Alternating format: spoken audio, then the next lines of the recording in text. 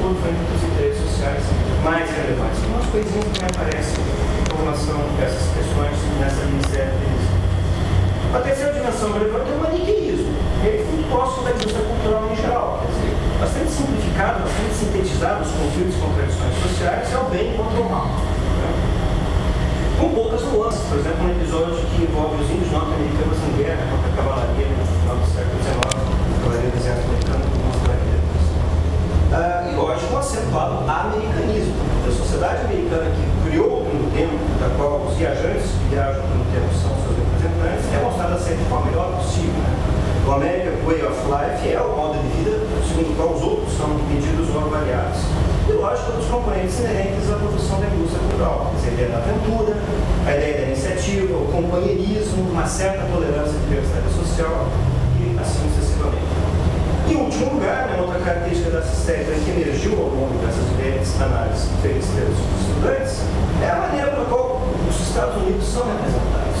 Os Estados Unidos são representados como defensores do mundo livre contra o comunismo soviético, que não chega a ser uma novidade. A inovação é que eles também viajam não só pelo passado, mas também pelo futuro. Né? Você vai ver depois aqui.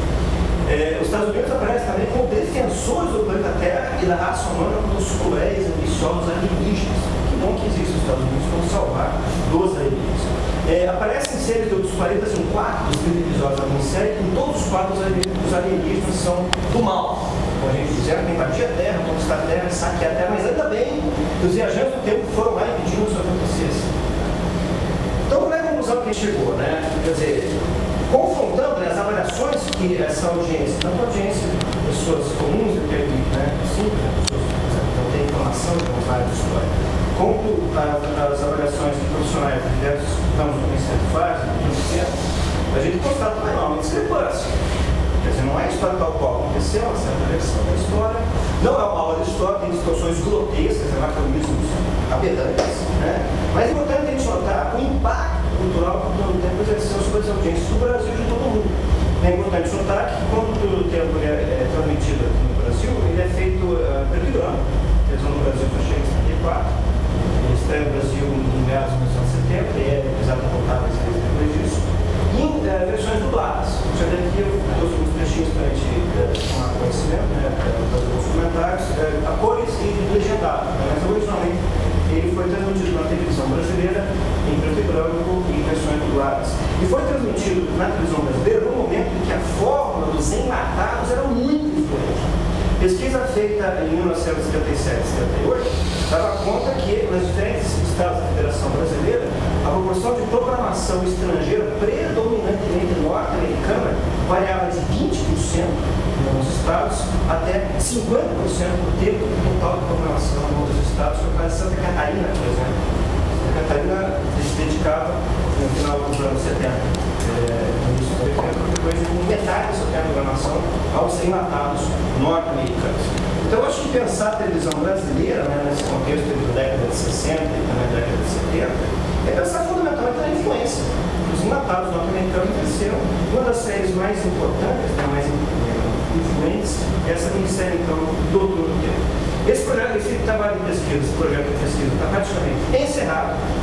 Os 30 episódios, a gente já tem entre 26 e 27 prontos. E a nossa missão é agora no mês que vem, em agosto, concluir a formatação dessa obra coletiva, que vai assumir a forma de livro e deve ser encaminhada a editoras brasileiras ainda em avaliação, a missão que ia ser publicada, ainda esse ano. Trazendo para os colegas, que já está praticamente concluído, né, com o trabalho de pesquisa no audiovisual. Bom, para encerrar então essa minha fala, e já que agora estamos finalmente com a disponibilidade de assistir então, ao audiovisual, mostrar então alguns trechos, alguns poucos episódios, né, que eu selecionei aqui, talvez até tanto quanto aleatoriamente, para trazer o conhecimento então dos colegas. Vamos ver um trechinho do primeiro episódio.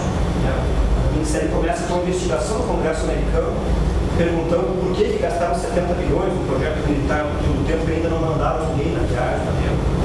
Pensar conflitos entre os representantes do povo do Congresso e o complexo industrial militar norte-americano responsável pela construção do futuro.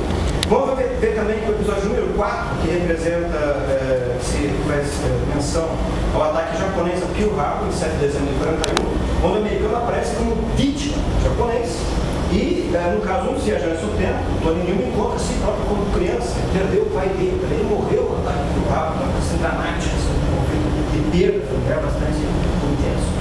Vamos ver também o episódio número 7, que chama, por exemplo, de grego, que retrata a guerra de Troia. E aí o maniqueísmo parece bem, também, porque o grego é o do bem, o troiano é o do mal, você derrotado, inclusive, com a ajuda dos viajantes do tempo. O episódio número 8, uns poucos que a gente nota uma certa nuance, assim, que diz respeito ao maniqueísmo, porque, apesar do confronto entre os índios e a cavalaria do exército americano, os índios não necessariamente são todos do mal.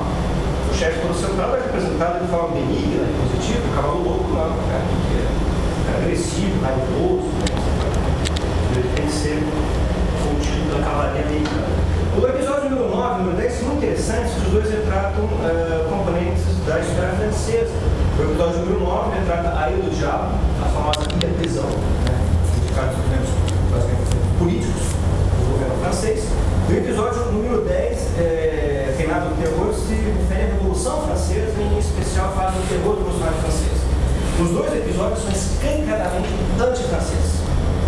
Então, num caso, se denuncia as misérias do sistema judiciário penitenciário francês, no outro se denuncia o caráter terrorista da Revolução Francesa, que parece que a Revolução Francesa existiu apenas para cortar cabeças das pessoas, uma coisa bastante simplificada, assim, simbólica, eu diria, mas bastante inequívoca. Muito interessante que nos dois episódios em que esses aspectos da história francesa são retratados, aparece a figura da guilhotina, uma coisa bastante aterrorizante. O episódio número 11 chama-se Arma Secreta e diz menção especificamente à Guerra Fria, de maneira bastante desconcertante. Os viajantes do tempo viajam até a Europa dos anos 50 e descobrem que os russos também tinham o seu turno do tempo. Então, acho que é um pouco a maneira do americano vencer a corrida tecnológica, em especial. Uma maneira do americano vencer a corrida espacial que na prática ele perdeu, em alguns aspectos.